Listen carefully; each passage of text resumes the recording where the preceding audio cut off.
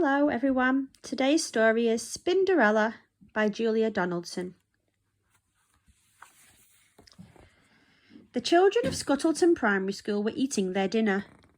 Fish fingers, potatoes and peas. High up above them, the spiders of Scuttleton Primary School were eating their dinner. Flies, flies and flies. "How many flies have we got today, Mum?" asked Spinderella, the smallest spider. "Lots," said Mum.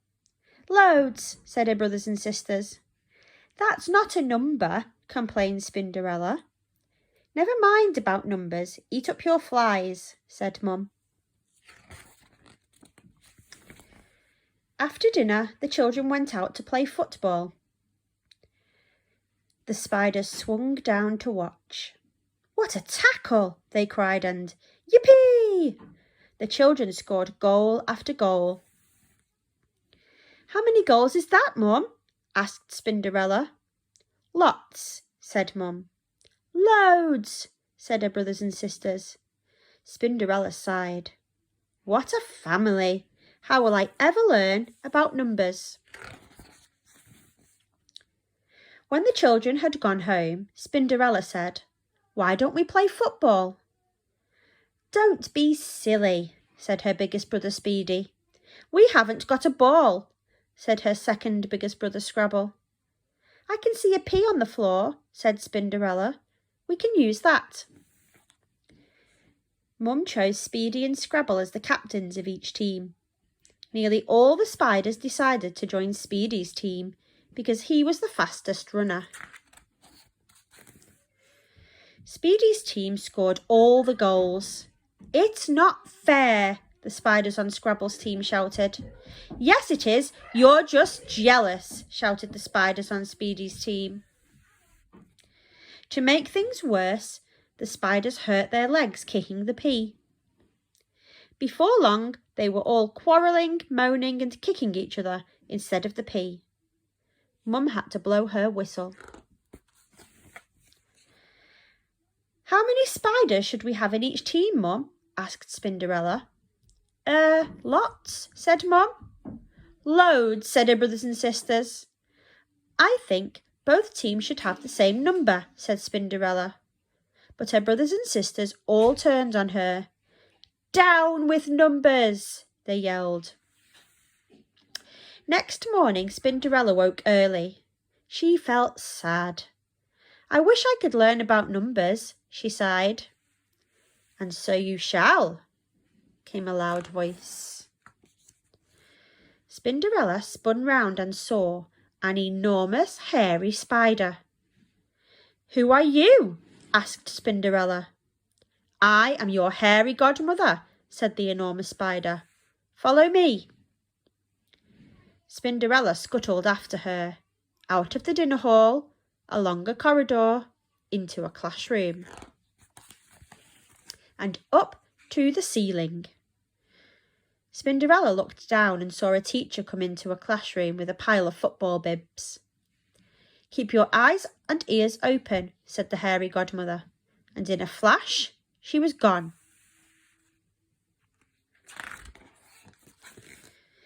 "Now, I want you to count yourselves," said the teacher. "There should be 20 of you, but let's check." Then came the most wonderful sound. The children took turns to shout out a number from 1 to 20. Spinderella swung joyfully backwards and forwards in time to the counting. 1, 2, 3, 4, 5, 6, 7, 8, 9, 10, 11, 12, 13, 14, 15, 16, 17, 18, 19, 20. The teacher gave out the football bibs. "Put them on and find the others with the same colour," he said. Soon there were 2 groups of children. "How many in each team?" asked the teacher. The children counted again. 10 reds, said a girl in red. 10 blues, said a boy in blue. "The same number," shouted Spinderella. She was so excited that she let go of her thread. "Look, a spider! Squash it!" screamed someone. Spinderella froze in terror.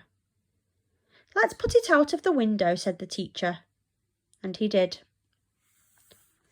Suddenly, Spinderella was outside. I'm lost, she wailed. I'll never see my mum again. But then she turned round and spotted 2 football goals. I know where I am now, she said. She scuttled round the outside of the school, in through the open window of the dinner hall, and up to the web. Hello, Mum. I can count up to 20, she said. Never mind about that. Eat up your flies, said Mum. I'm going to count them first, said Spinderella. And she did. I've got 14 flies, she told her brothers and sisters. So what? They said. Down with numbers, up with flies and football. That night, the spiders decided to play football again. Mum, said Spinderella, I've been counting. There are 10 of us, so we need 5 spiders on each side. Some of the spiders muttered, Down with numbers. But Mum shut them up. Spinderella sorted them into 2 teams of 5. She was in Scrabble's team, and she also helped Mum to keep the score. This time, no one quarrelled or kicked each other, and at half-time, each team had scored 3 goals.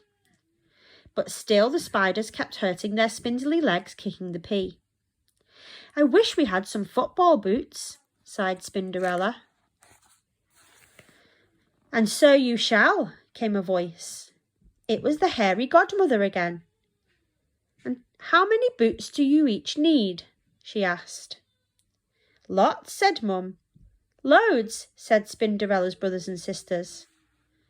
That's not good enough, said the hairy godmother. I need to have a number. 8, shouted Spinderella. We've each got 8 legs. So we need 8 boots. Done, said the hairy godmother. There was a flash, and there on the floor were 10 little piles of boots. Each pile had 8 boots in it. The spiders put them on and laced them up. Then they had a wonderful second half. They scored goal after goal. The hairy godmother clapped and clapped. With only a minute left to go, each team had scored 8 goals. It's going to be a draw, muttered Spinderella. But just then the ball came her way, and she gave it an almighty kick. Spinderella had scored the winning goal. All the spiders ran up to her. They picked her up and all together they cheered, Up with Spinderella! Up with numbers! So, lovely story and a lovely lesson to learn. Counting does help us sometimes, and it helped Spinderella in her story too. Hope you enjoyed the story, and I'll speak to you all again soon.